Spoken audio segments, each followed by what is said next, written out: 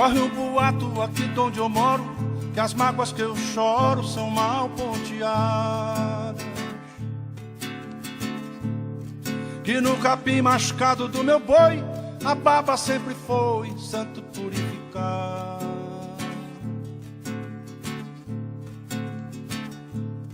Diz que eu rumino desde menininho, pra que me ratinho a ração da estrada. Vou mastigando o mundo e ruminando, e assim vou tocando essa vida marvada. É que a viola fala alto no meu peito, mano, e toda moda é um remédio pros meus desenganos. É que a viola fala alto no meu peito, mano, e toda mágoa é um mistério fora deste plano. Pra todo aquele que só fala que eu não sei viver, chega lá em casa pra uma visitinha, aqui no verso ou no reverso da vida inteirinha. Ai de encontrar-me no cateretê, ai de encontrar-me no cateretê.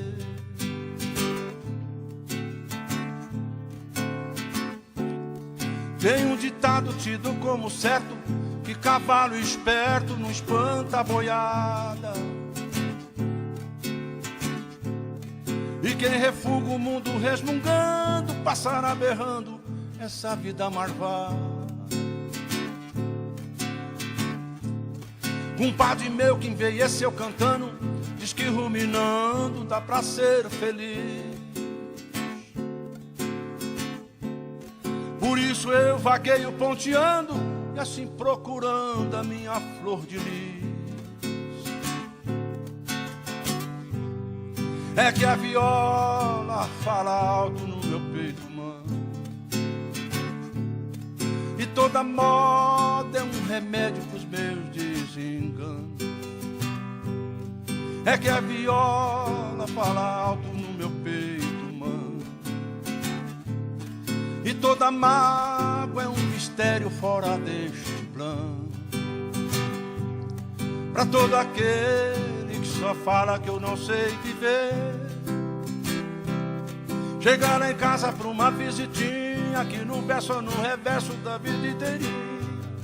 Ai de encontrar-me num cateretê, ai de encontrar-me num cateretê, ai de encontrar-me num cateretê.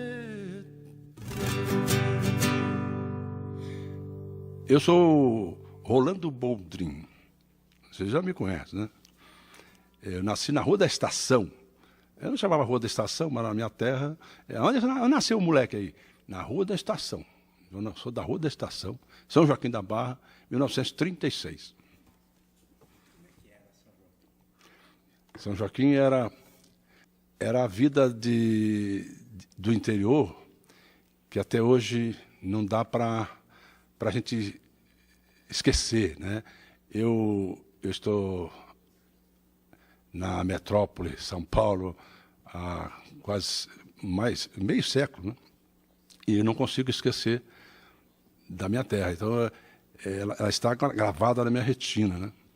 É a cidade onde a gente aprendeu as coisas, onde aprendeu que estava vivo, principalmente, né?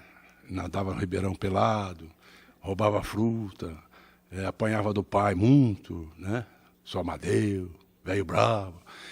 Convivia com 11 irmãos, né? Tudo junto, numa casa de pobre, mas meu pai era mecânico. Então, São Joaquim era esse reflexo de começo de existência, de vida, né? A música me acompanha desde 7 anos de idade. Quando eu me lembro, né, eu morava numa cidadezinha, com 2 anos de idade, depois de ter nascido em São Joaquim, eu fui para Guaíra, minha família foi para Guaíra, com um punhado de filhos, né, meu pai, minha mãe, e em Guaíra foi também um tempo muito interessante, porque foi aquele de 2 até os 10 anos de idade, porque depois eu voltaria para São Joaquim, Então, Guaíra também tem uma historinha aí de retina também de vida. Mas em Guaíra é que eu tomei o conhecimento, o contato com a música brasileira. E, através de alto-falante, através de circos, né, de alto-falante de circo, de pracinhas, né, o famoso alto-falante onde tem aquele chamado footing, né, tal. E eu era garoto e ouvia através dos alto-falantes. Eu não conhecia a rádio, era só através do alto-falante mesmo. O rádio eu vim conhecer depois até, né? Ganhamos um radinho de presente de um irmão mais velho, aí ficou todo mundo em volta do rádio, era uma novidade, né? Ver o rádio. E eu li, eu assimilava o tipo de música brasileira que se fazia na época, mas eu misturava tudo, né? Eu sempre fui muito curioso com a música brasileira. E do mesmo jeito que eu ouvia o Varengue Ranchinho, o Jararaca e Ratinho, Xerém e Bentinho, essa turma toda, essas duplas de humor maravilhosas, eu ouvia o Vicente Celestino, o Chico Alves, a Carmen Miranda, o Bando da Lua, os Anjos do Inferno, Pedro Celestino, que era irmão de Vicente Celestino, e assim, Pedro Raimundo, né? Pedro Raimundo era uma figura, né? E fui ouvindo e travando esse contato direto com a música, através de alto-falante e tal, e fui assimilando. Eu gostava muito, sempre gostei muito de curtir essa mistura que o brasileiro tem na sua arte de cantar, de compor música, né? Porque é muito grande, o leque da música brasileira é muito grande. E eu tive o contato com a música através disso aí, mas sempre procurando conhecer todo o tipo de música, né? Desde a moda de viola até o samba que se fazia na Bahia ou Rio de Janeiro e tal.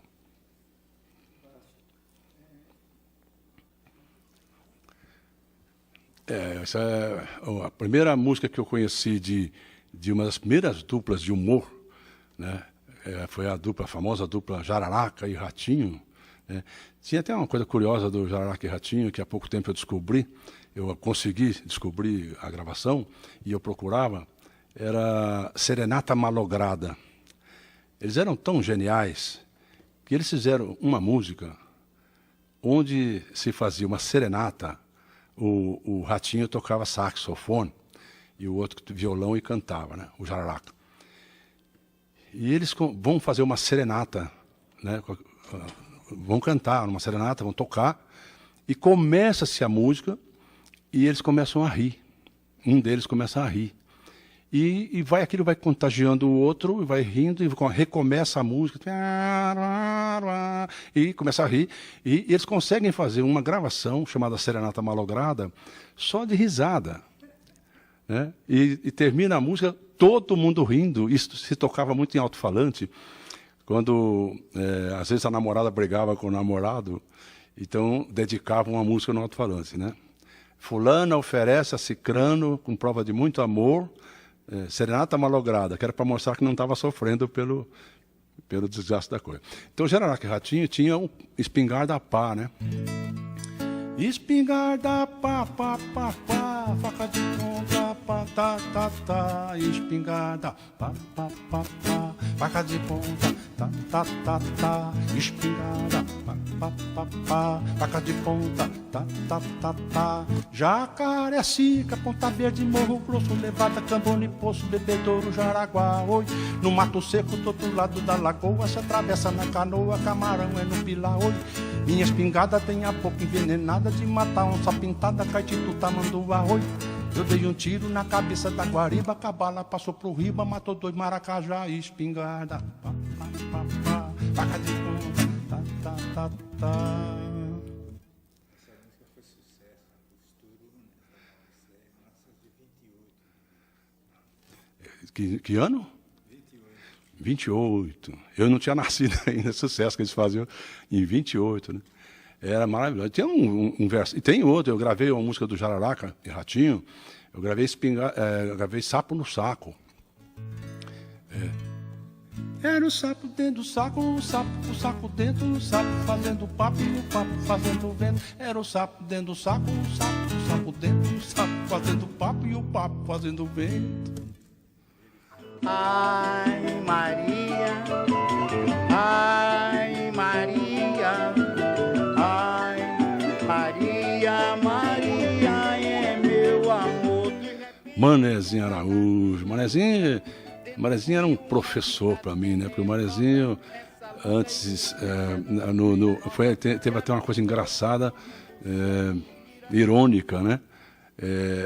Ele tinha vários sucessos, mas o maior sucesso do Manezinho deve ter sido Onde Vai Valente, e tinha dele também 17.700, né?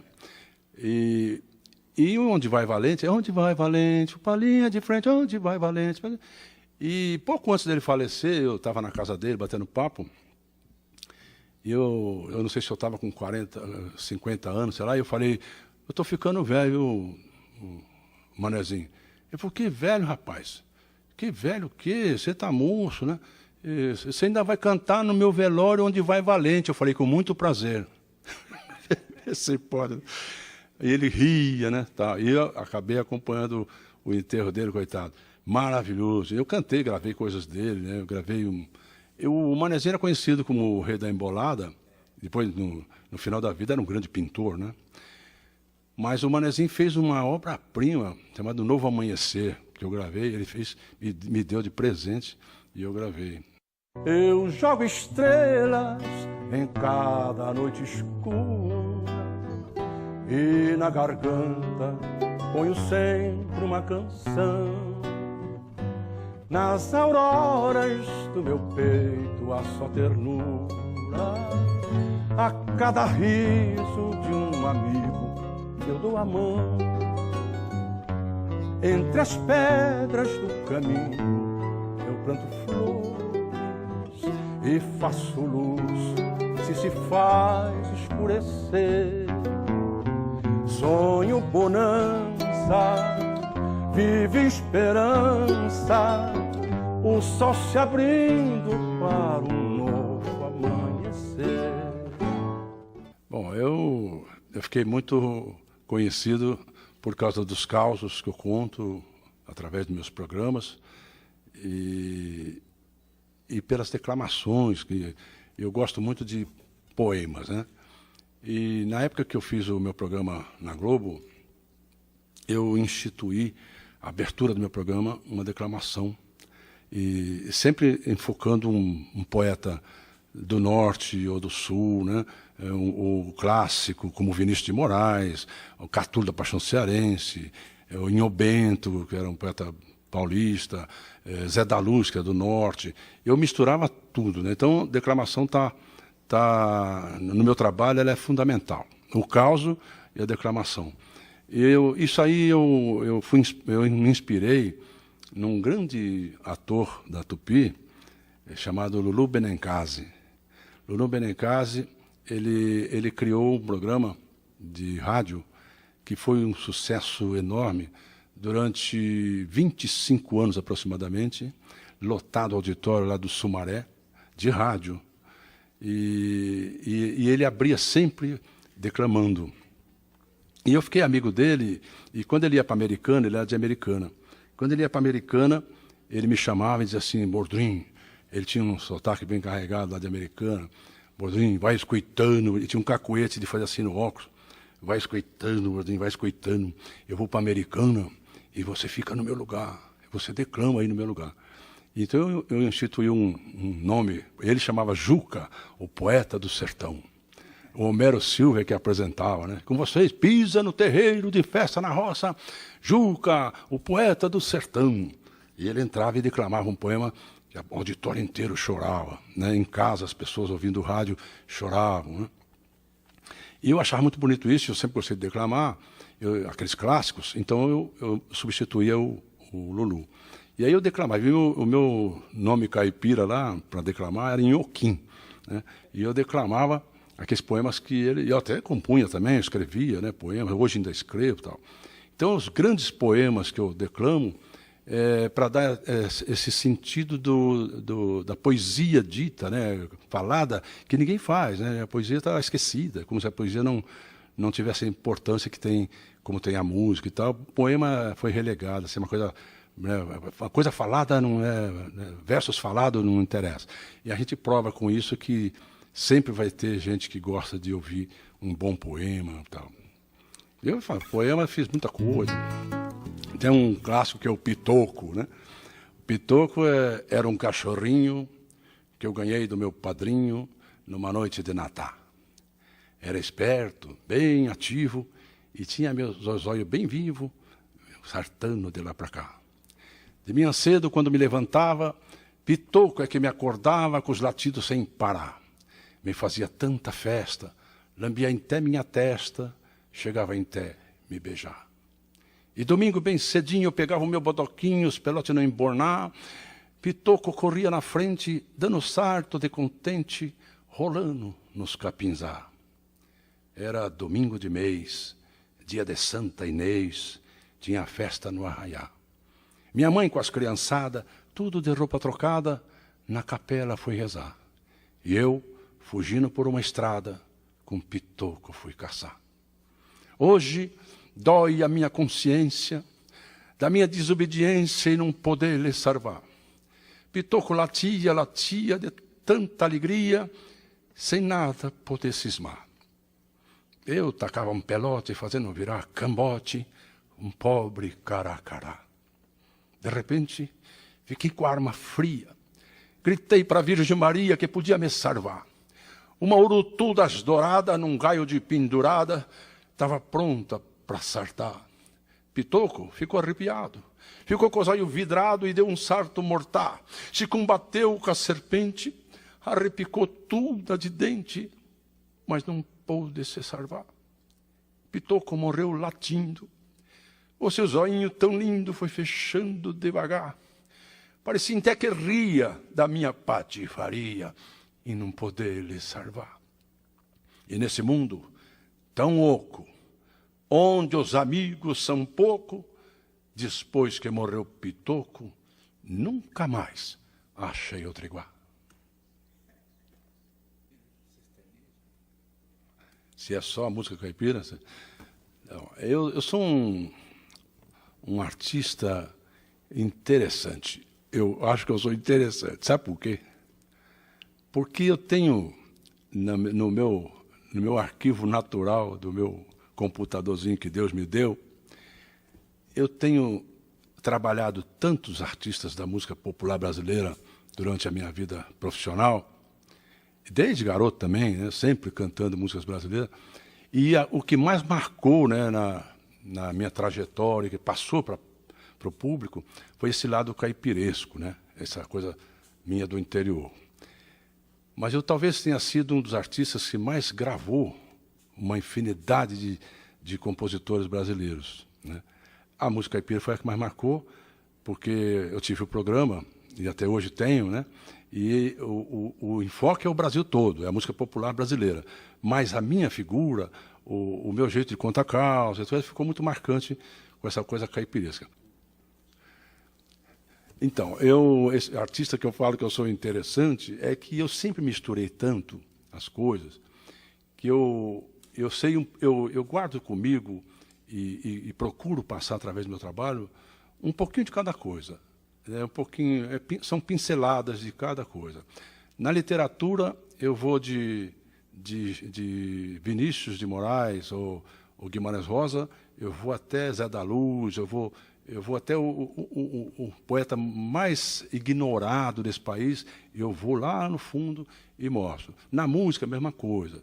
Então, eu canto Catulo, desde garoto. Eu tinha 7, 8 anos de idade, já cantava Catulo.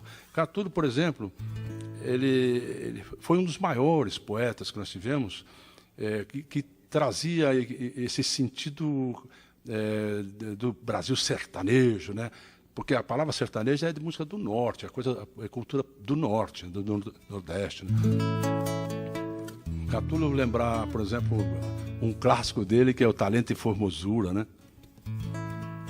Que a historinha dele é que ele chega num salão e pede e chama uma mocinha para dançar, a moça não quer dançar e acaba dizendo que ele é muito feio. Aí ele escreve isso aqui: Tu podes bem guardar os dons da formosura que o tempo um dia implacável quis te dar. Tu podes bem guardar o fana da aventura que a natureza cegamente quis te dar.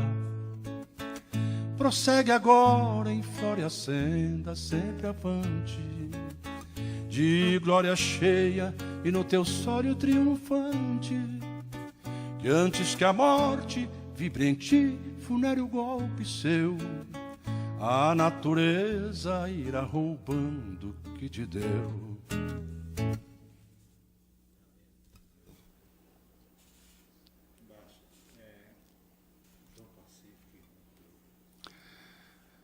As duplas chamadas caipiras, eu acredito que está quase em extinção. Muito poucas duplas se preocupam em cantar a música verdadeiramente caipira, né? Essa que eu falo sempre, que é cantada com motivos muito puros, né? Sempre cantando a sua terra, uma coisa mais purinha, né? Mas o universo é grande, mas como eles acham que não vende disco, então tem poucos. Num passado recente, nós tínhamos tinha um Carreiro e Pardinho, tinha o Pena Branca e Chavantinho, que é até uma coisa que eu lancei no Som Brasil, tive o prazer de participar desse começo deles, há 25 anos atrás. Um deles viajou fora do combinado, inclusive, infelizmente. Mas é muito pouco para o universo caipira o que tem hoje no mercado, quase nada. Porque eles partiram para essa coisa que vende disco, então está ficando quase que no esquecimento do para caipira verdadeira. João Pacífico, o que resistiu mais, né? Mas João Pacífico era um compositor, né, do tempo do Raul Torres. A primeira dupla de Raul Torres, com o grande Raul Torres, era Raul Torres e João Pacífico. Depois João Pacífico, só como compositor, entrou Serrinha. Era Raul Torres e Serrinha, saudoso Serrinha. Depois o Serrinha fez uma dupla chamada Serrinha e Caboclinho, né, que era da Tupi, né, eu até conheci muito, e o Raul Torres fez com Florencio, né, Raul Torres e Florencio. Então, essas duplas cantavam as músicas sempre do João Pacífico. E o João Pacífico ficou, e eu sempre falo isso, o Noel Rosa da música caipira. Há tempo eu fiz um ranchinho pra minha cabocla morar, pois era ali nosso ninho, bem longe desse lugar. João Pacífico gravei muita coisa, era muito meu amigo, né? Tinha a Cabocla Teresa. Cabocla Teresa eu tinha 7 anos de idade quando surgiu Cabocla Teresa, e eu cantava nas festinhas com uma dupla caipira que era eu e meu irmão, uma dupla chamada Boy e Formiga, né? E meu pai botava os dois em cima de uma mesa nas quermesses e a gente cantava Pingo d'Água, do grande João Pacífico e Raul Torres, Cabocla Teresa, Chico Mulato, Morão da Porteira, né? Tapera de beira de estrada que vive assim descoberta, por dentro não tem mais nada, por isso ficou deserta. Morava Chico Mulato, o maior dos cantadores, mas quando Chico foi embora, na vila ninguém mais sambou. Morava Chico Mulato, o maior dos cantadores. Patativa do Assaré. Patativa, eu tenho uma história muito interessante com o Patativa do Assaré, que eu trouxe ele no meu programa como convidado, e ele deu um show, né? Foi uma beleza. E depois eu resolvi sair da Globo e fui para Bandeirantes uns tempos depois. E o Patativa mandou um poema para mim sobre essa minha ida para Bandeirantes e tal. E o poema começava, eu tinha um versinho só assim, saudade dentro do peito é qual fogo de monturo, por fora tudo prefeito, por dentro fazendo furo. Boldrin, tu fique ciente que mesmo vivendo ausente, como estou vivendo aqui, tenho na mente guardada aquelas horas animadas que eu passei no São Brasil. Daí ele falava da minha ida para Bandeirante.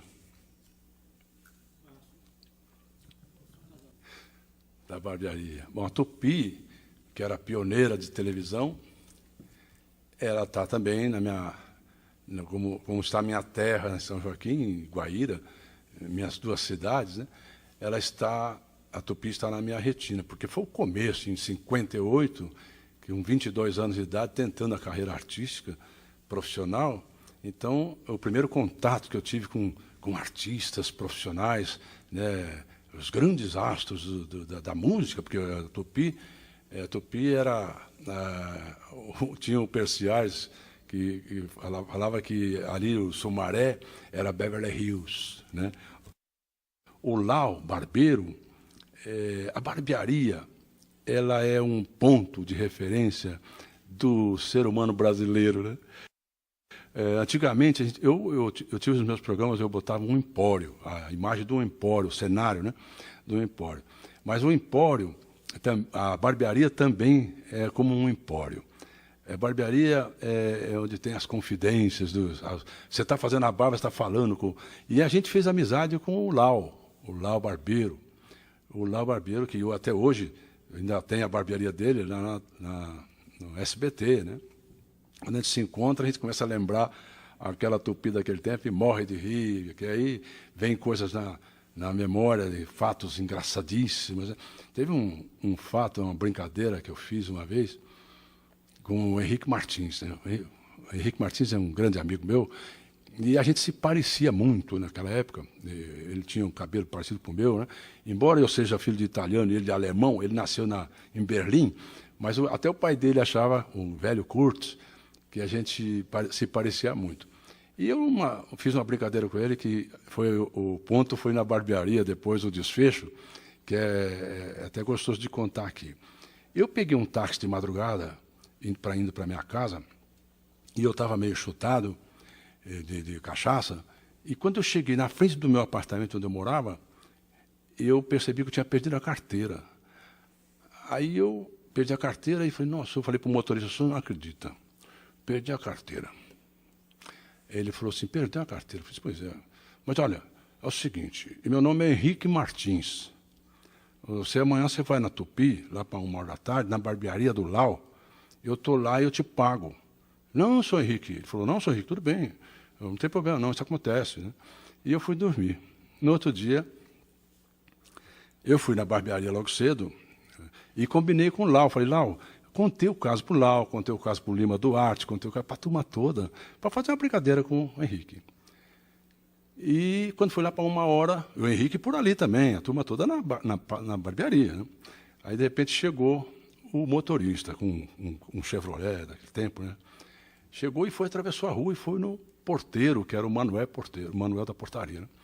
E falou, vim procurar o seu Henrique, né? E a gente a barbearia bem pertinho da portaria. Aí o porteiro veio e disse, Henrique, tem um homem que quer falar com o senhor aí. O Henrique saiu, a gente ficou tudo na janelinha da barbearia com o Lau, para gozar ele, para brincar com ele, né? E o motorista, e a gente escutava até o diálogo. O motorista, ele chegou, pois não, ele fala grosso, né? Pois não. O homem falou, pois não, senhor Henrique, como a gente combinou, eu vim aqui e tal, combinou o quê? Não, que o senhor lembra de ontem? O Henrique falou, ontem? O que tem ontem? O senhor estava bem chumbado ontem, hein? O senhor estava bem chumbado, hein? Ele falou, eu estava chumbado? O senhor pegou meu carro, perdeu a carteira, não lembra disso? O senhor perdeu a carteira. Aí eu falei que eu vim aqui, o senhor falou para eu vir aqui. Aí ele falou, sei. Não, mas eu não ando de táxi, eu não sou pobre. Eu tenho carro. Ele tinha um carro, né? Aquelas DKV antigas, né? Não, mas o senhor não lembra? Peraí, o senhor até falou para eu passar aqui. Aí ele falou, quanto foi a corrida? Aí ele falou, foi 20 merréis, sei lá. Ele foi meter a mão. E a gente olhando, todo mundo ali, Lima, o pessoal todo, o Laura. Aí ele tirou a carteira e falou assim, quanto é a corrida? 20 reais. Ele Foi pagando, ele olhou para trás e falou, Boldrin sem vergonha! E pagou o homem, né?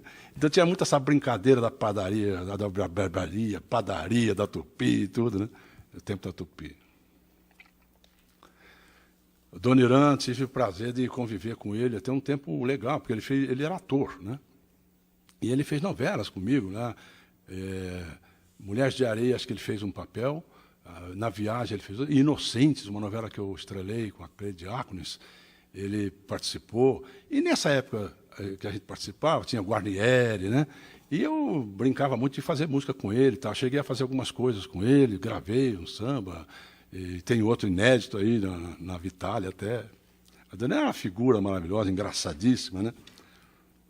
Tem um caso do Adoniran, que a gente estava gravando a novela Os Inocentes, e a gente voltava de ônibus, né?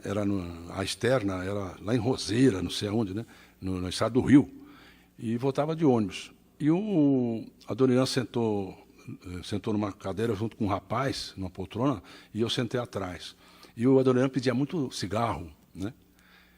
Pedia muito cigarro. E o Adoniran estava com sono, sempre com aquele cachecol, né? E quando sentou perto dessa pessoa, de um rapaz, quando o rapaz viu que era Adoniran Barbosa, e a Dona Irã era meio neurótico, assim, né, meio nervosão. Aí o rapaz falou, o senhor não é o Adoniran Barbosa? Ele falou, não enche o saco, pai, não enche o saco. E dormiu. O rapaz ficou sem graça. E eu vi, falei, nossa, o Adoniran tratou o cara meio grosso, né? Passado uma horinha, mais ou menos, o Adoniran acordou. Acordou e deu vontade de fumar, né? E viu o cara do lado, e o cara sem graça, porque ele tinha, não enche o saco, ele falava assim, né? Aí o Adoniran olhou para ele e falou assim, dá um cigarro aí. Aí o caboclo, não, tirou um cigarro, deu para ele, dá fogo também. Aí deu fogo para ele. Aí, como tinha dado fogo e cigarro para ele, achou que aí podia falar com ele, né? Falou, você nem é Adoniran Barbosa? Já deu cigarro, não enche o saco. Era uma figura maravilhosa. Do Adoniran? Não, do Adoniran, eu conheço todas as músicas dele. Essa que eu fiz com ele, eu canto um pedacinho. Eu quero ver quem pode mais, por me valer da minha rima, dos meus sambas, de outras coisas mais. Você tem muito o que aprender ainda desta vez. Já fiz de tudo e você o que é que fez? Eu quero ver, eu quero ver. Foi defendido na Bienal por Roberta Faro, uma cantora. Uma charazinha sua aí. O Chico também foi uma figura que marcou muito na minha vida, porque foi uma época de experimentação minha no teatro, que todo ator de televisão não se completa, isso é muito famoso, não se completa na arte de representar se não vai para o teatro, né? E em 66, eu fui para o Teatro Oficina. E fui fazer um personagem no Teatro Oficina, numa peça do Máximo Gorky, que era um dramaturgo russo, no Grupo Oficina, muita gente no elenco, e a música desse espetáculo era do Chico. E aí, claro, o Chico tem 10 anos, quase 10 anos menos que eu, era bem garoto, estava começando a aparecer, né, eu tinha poucas composições. Eu me lembro que eu tenho o disquinho até dele, um dos primeiros, com o meu refrão. Do outro lado é o Leolá, né? Ele tinha gravado Pedro Pedreiro. Tinha pouca coisa gravada e era um meninão, né? Estava lá. E eu fiz amizade com ele e tive o prazer de viajar pelas madrugadas com o Chico, brincar, ouvir as primeiras coisas dele, ele ouvia as minhas primeiras coisas.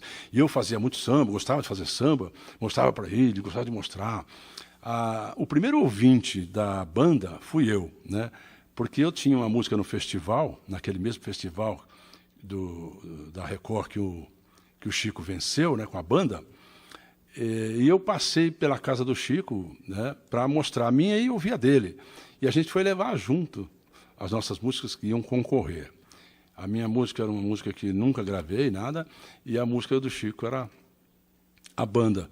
Então eu tinha muita amizade com o Chico. E era gostoso, era essa amizade essa lembrança que eu tenho do Chico é muito carinhosa. Depois o Chico aí cresceu artisticamente, virou até cantor, porque ele não era, ele nem se julgava cantor, nem queria ser.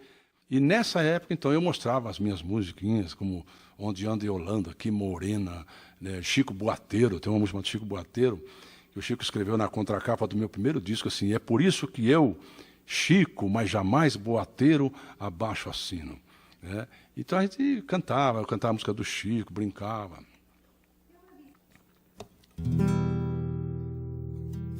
Olha o Chico Boateiro, que prazer mais lindo de contar mentiras de tão lindo enredo. Diz que em fevereiro vai se aposentar. Diz que em fevereiro vai se aposentar. Forma-se a roda, o Chico então começa, vai pregando peça e peça a quem quiser. Que ele inventa uma outra história, a história aumenta, a gente não se aguenta, mas a história é livre e o Chico também é. Ela disse-me assim: tenha pena de mim, vai embora. Lupicínio. É essa mistura que eu gosto, viu?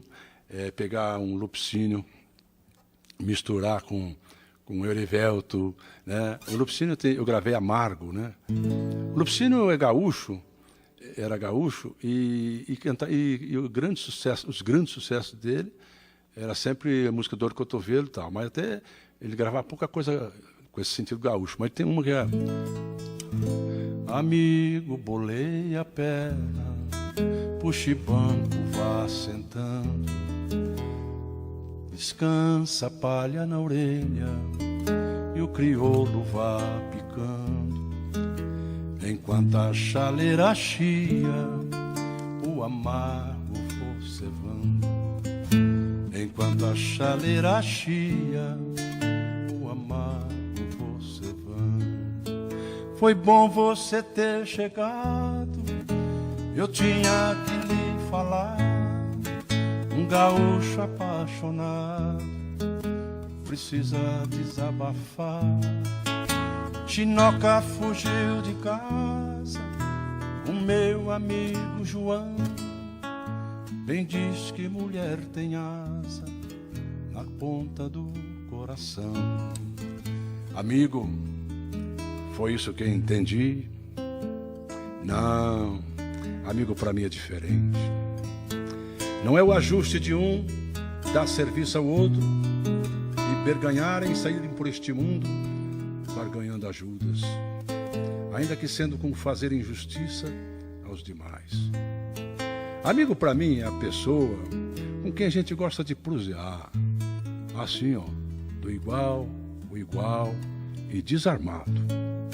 Amigo é que a gente seja, sem precisar de saber por que é que é.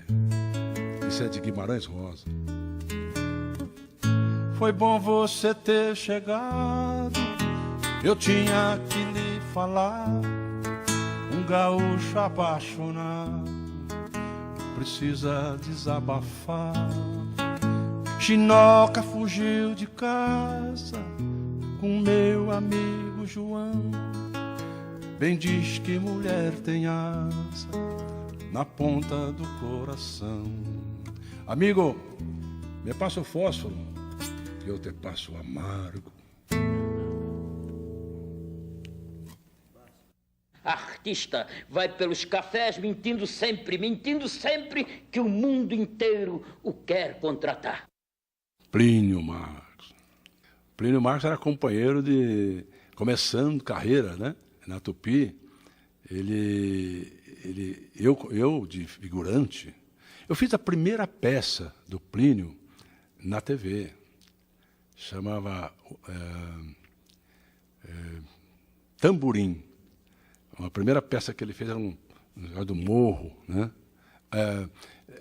Não era nem tamborim, era uma, não sei o que para um tamborim.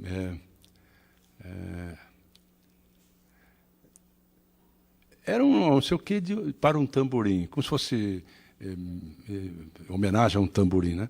Era eu, Hamilton Fernandes, né? E tal. A primeira peça, a primeira experiência dele, né? Como escritor, na televisão, naqueles teatros na televisão. Por exemplo, a primeira peça do Walter Negrão, aquele que é escritor de novelas famoso e tal, né? Da Globo, fui eu que fiz também, chama Máquina de Costura, né? Então eu tenho muito essa recordação desse pessoal daquela época que começaram, todo esse pessoal começou junto comigo, né? O Plínio era meu irmão, né? Nós fomos participar de um comício na Praça da Sé, na época das diretas, já daquela braba revolução famosa aí, e eu fui quase que guarda-costa dele. Eu tirei ele da Praça da Sé pouco antes da polícia baixar o cacete lá, né? E levei ele, falava, o Boldrin foi meu guarda-costa, né? Era uma grande figura.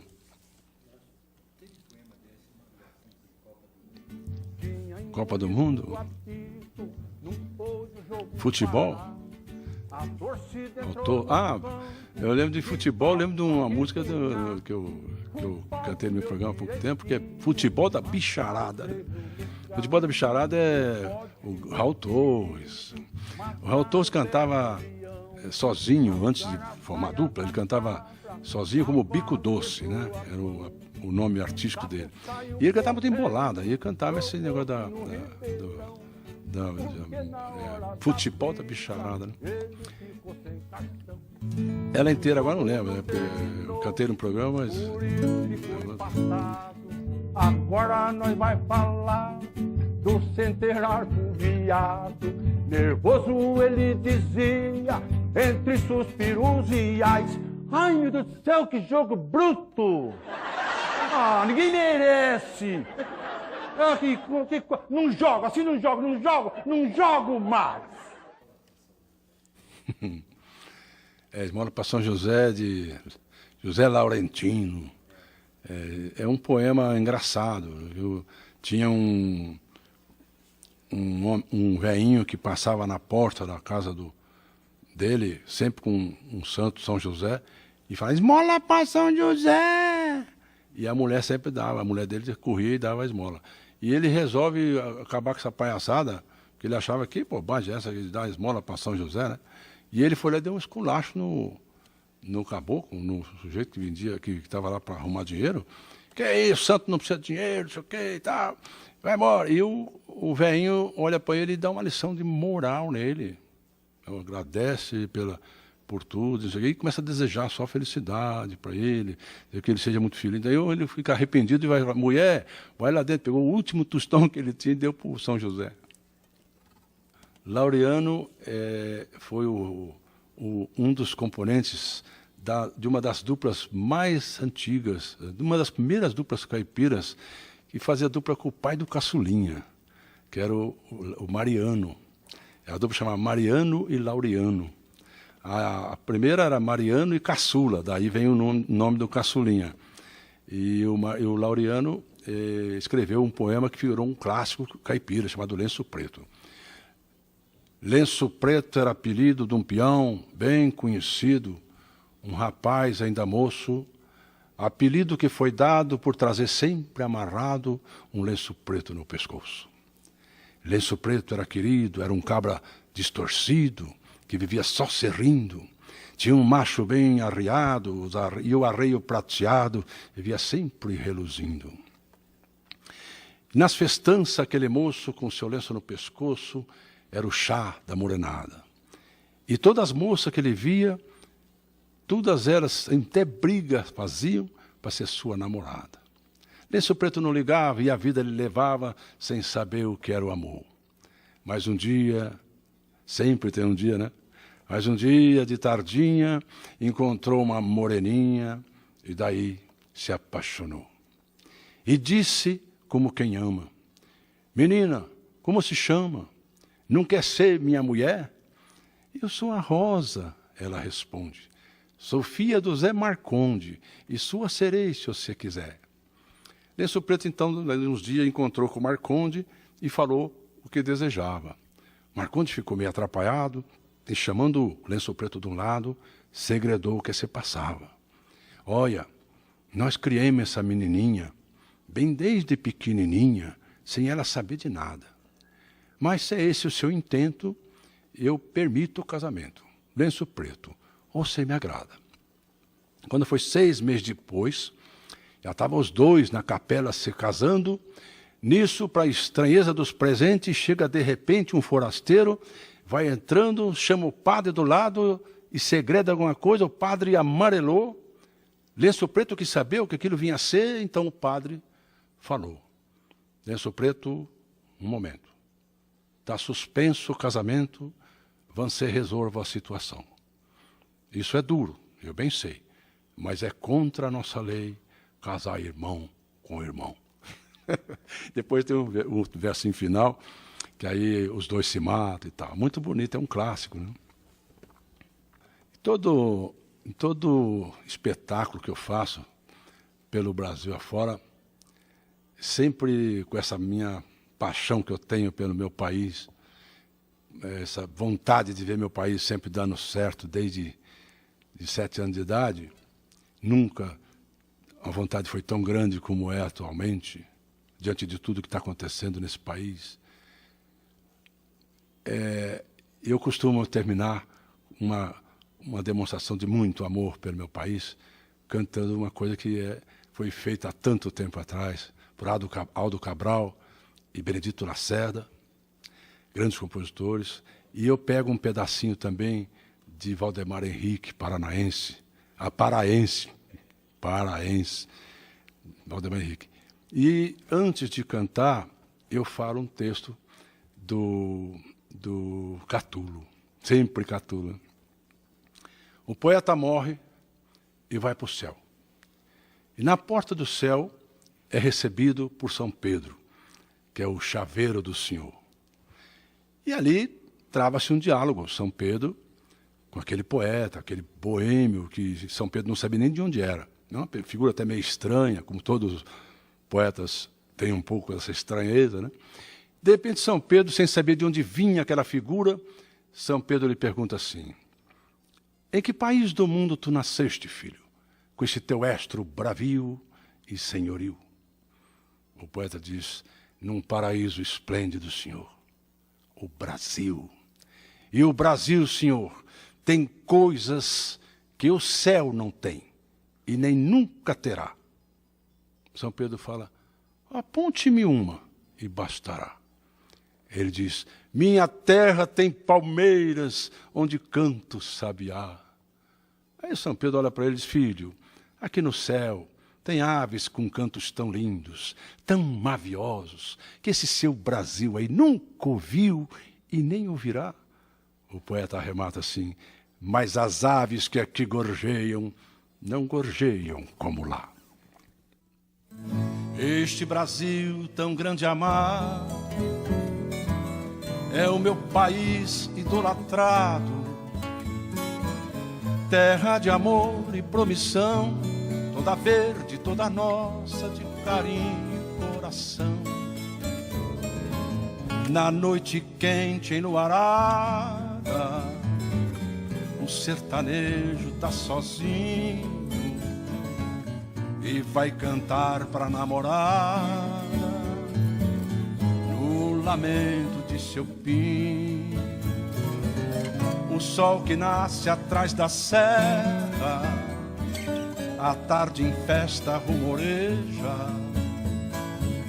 cantando a paz da minha terra na toada sertaneja. Brasil, és o meu berço doirado, o índio civilizado, abençoado por Deus. Brasil, gigante de um continente, és terra de toda a gente, orgulho dos filhos teus. Brasil, és o meu berço doirado, o índio civilizado, abençoado por Deus. Brasil, gigante de um continente, és terra de toda gente, orgulho dos filhos teus. Brasil, és o meu berço dourado, o índio civilizado, abençoado por Deus. Brasil, gigante de um continente, és terra de toda gente, orgulho dos filhos teus.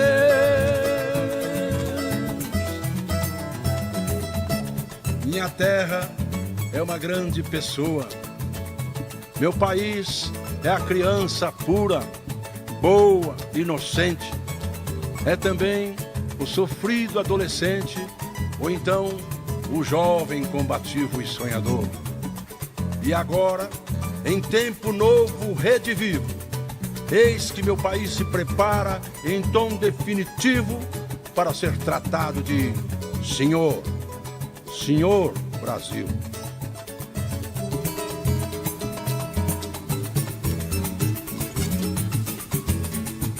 Brasil, és o meu berço dourado, civilizado.